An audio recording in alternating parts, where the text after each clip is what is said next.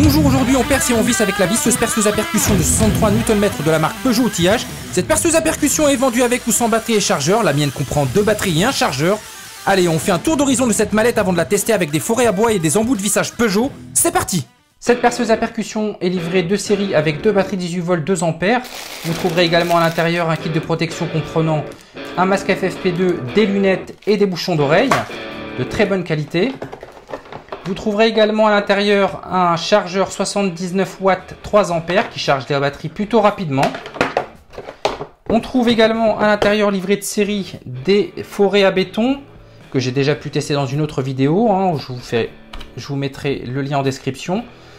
Alors c'est des forêts à béton qui percent très bien. C'est donc la taille 4, 5, 6, 8, 10 avec des embouts cylindriques. On trouvera également une notice d'explication d'utilisation de la machine et des précautions d'emploi.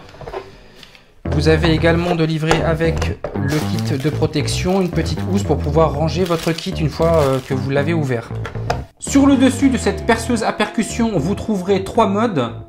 Un mode perçage, un mode vissage et un mode percussion.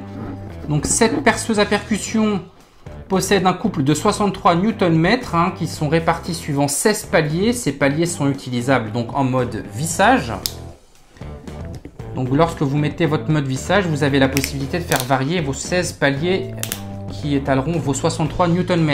Cette perceuse possède un mandrin de 13 mm tout en métal de très bonne qualité. Vous avez sur le côté un variateur de sens qui fera tourner le sens de votre mandrin en mode vissage et dévissage, et vous avez une position intermédiaire qui vous permettra de bloquer votre gâchette.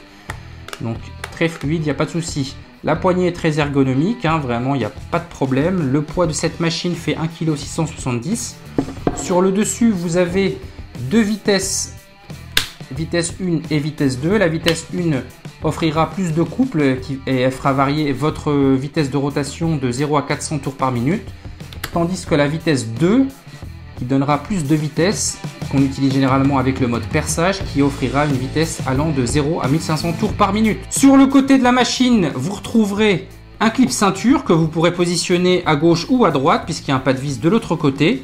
Sur le derrière, vous avez un porte-embout avec 2 livrets de série, un PH2 et un plat. Un embout PH2 et un embout plat. Sur le bas de la machine, vous avez une LED qui vous permettra d'éclairer votre point de perçage ou de vissage avec une temporisation. Ça, c'est plutôt sympa. Alors, il suffit d'appliquer une petite pression sur la gâchette pour pouvoir activer la LED et ainsi que les chargeurs, les témoins de charge de batterie qui s'activeront automatiquement sans faire tourner le mandrin. Donc ça, c'est plutôt pas mal. Enfin, on termine cette présentation en utilisant un des coffrets à bois de la marque pour prépercer ce chevron afin d'y visser une vis pour charpente en bois zingué de 8 mm par 180. J'utilise pour ça un embout Torx 40 de la marque et là ça rentre vraiment tout seul. Et c'est dans ces moments là qu'on se rend compte que les 63 Nm de coupe de vissage sont vraiment très utiles. C'est plutôt cool, non ?